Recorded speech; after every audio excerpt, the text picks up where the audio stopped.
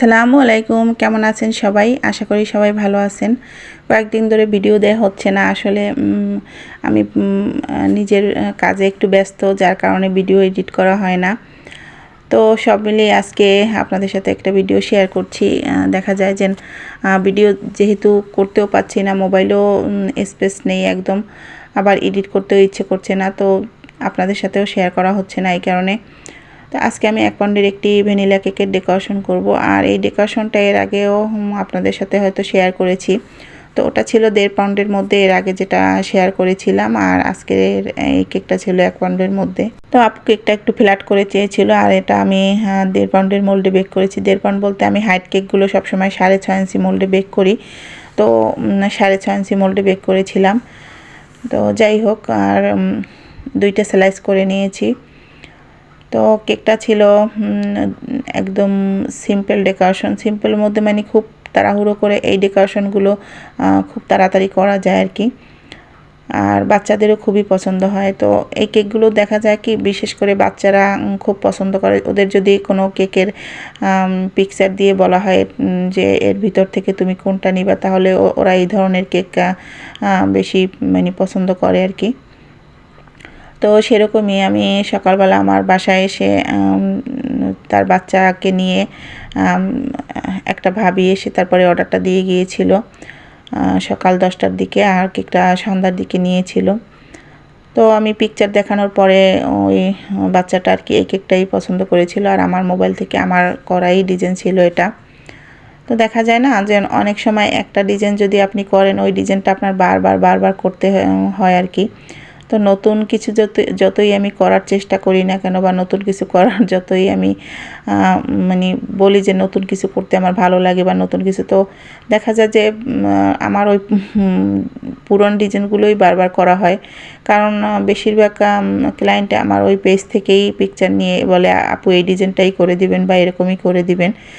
আর যখন বলা হয় যে না আপনার মন মতো কোনো ডিজাইন করে দেন, তখন কিন্তু আমার নতুন কিছু করা হয়। কিন্তু এই ডিজাইনের ক্ষেত্রে এরকম হয় না। পিকচার দেখানোর পর দেখা যায় আমার ছবি দেখেই তারা আর কি আমার পেজ থেকেই তারা ছবি নিয়ে তারপরে আমাকে দেয় যে এরকম একটা কেক করে দেন। তো এই কারণে দেখা যায় যে এক ডিজাইন বারবার করা হয়, নতুন কিছু করার সুযোগ হয় না আসলে। তো এই তো কেকটাকে আমি ক্যারাম কোট করে একটু ফ্রিজে রেখেছিলাম। তারপরে আমি এখন নামিয়ে তারপরে এখানে আমি হালকা একটু পিঙ্ক কালারের ক্রিম এবং হোয়াইট ক্রিম দুইটা একসাথে পাইপিং ব্যাগে নিয়ে তারপরে কেকটাকে কভার করছি, যেহেতু কেকের ভিতরে একটু পিঙ্ক কালার ছিল। আর এটাকে কি কার্টুন বলে আমি ঠিক জানি না, কিন্তু আমি এই নিয়ে হয়তো 3 থেকে 4 বার করেছি, কিন্তু নামটা সত্যি আমি জানি না। আপনাদের কারো জানা থাকলে আমাকে অবশ্যই কমেন্ট বক্সে জানাবেন।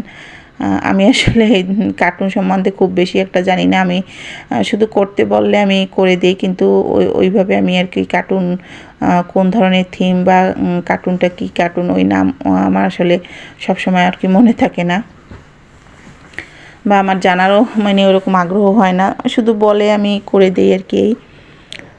তো এই তো কেকটাকে ক্রিম দিয়ে আমি কিন্তু ক্রাম কোট করে নিয়েছি। আর আমি কিন্তু খুব সামান্য ক্রিম ব্যবহার করেছি, খুব বেশি ক্রিমও এটাতে ইউজ করিনি, যেহেতু কম ইউজ করতে বলা হয়েছিল। তো যাই হোক, কেকটা কিন্তু আমি ফিনিশিংটা দিয়ে নিচ্ছি। আর এখানে ক্রিম কম ব্যবহার করার কারণে কিন্তু ফিনিশিংটা একটু সাবধানে দিচ্ছি, যার কারণে যাতে আর কি ক্রিম উঠে না আসে বা কেক থেকে মানে কেকটা যাতে দেখা না যায়। যেহেতু কম ক্রিম দিয়ে কিন্তু ফিনিশিং আনা একটু টাফ ব্যাপার।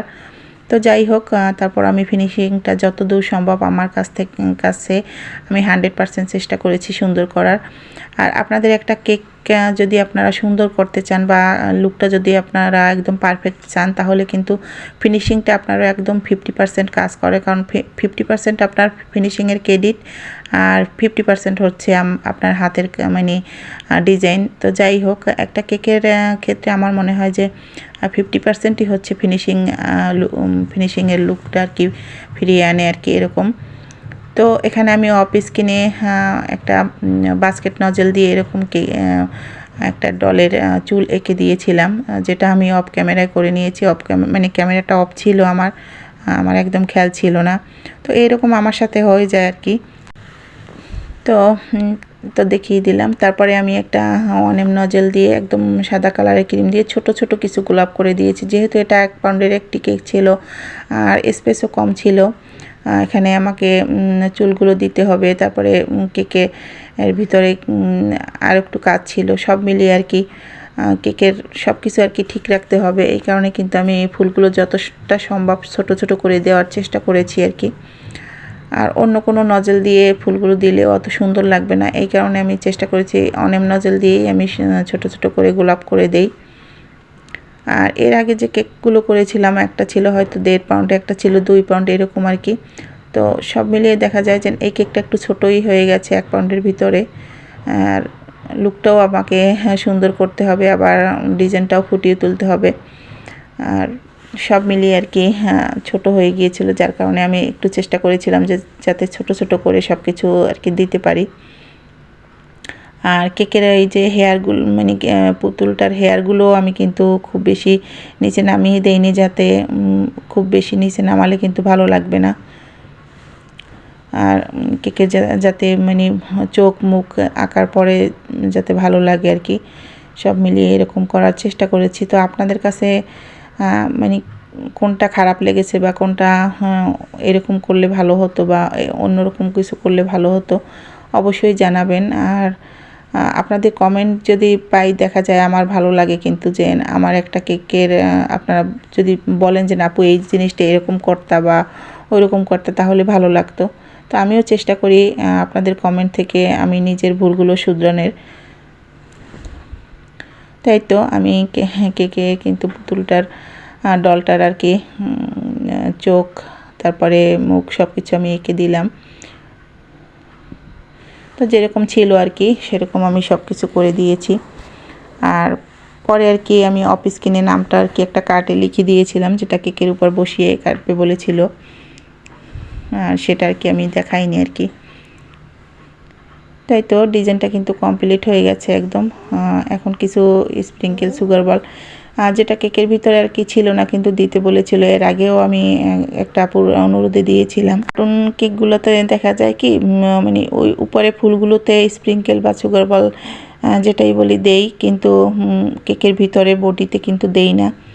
কিন্তু ওই ওইটাতে দেয়া ছিল বলে এইটাতেও দিয়ে দিয়েছি আমি ছোট ছোট করে আর কি সুগার বলগুলো।